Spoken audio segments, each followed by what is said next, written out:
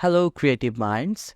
So, welcome back. Today, we're diving deep into the world of Photoshop to explore a powerful tool that can transform your image and design adjustment layer. Whether you are a beginner or an experienced designer, understanding adjustment layer is crucial for enhancing your creative workflow. So, let's get started. Let's kick off by understanding what adjustment layers are and why are they so important. So adjustment layers are non-destructive tools that allows you to make changes to your image without altering the original.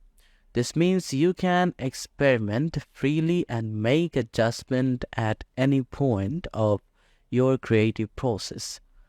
Now let's explore the different types of adjustment layer at your disposal, from twinkling over the brightness and control to the fine-tune expenses. You can find here the adjustment and find the brightness, contrasts, and also the color or the different one, or you can find here. And like here we have the black and white photo filters and different one. Okay, and also Photoshop offers a variety of adjustment layers to create to your creative needs, and you can also work with there's the curves levels and also the different one. You can easily use it. Okay, there is another thing like the layer marks, and the layer marks are essential components to adjust a layer, and you can use or make the layer marks by clicking over at the layer or there and use here the layer marks, and here we have now the layer marks, and now you can work through with the layer marks like brightness. You can increase contrast or you can change it, and you can work with the labels if you want to use it, and it can give you the different one. Now changes of this one, it is not now working. So this way you can easily use it, and also this technique gives you a precise control over where the adjustment takes effect, allowing you to create extending effects.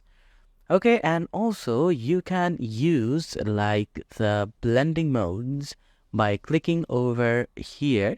Let me use, and first we need to select this one, and you can change here and make the blending modes. Click over here, and from there the blending modes you can easily work with the different one. Like when I take my cursor, now you can see the changes of this one, and this is the adjustment of the layer.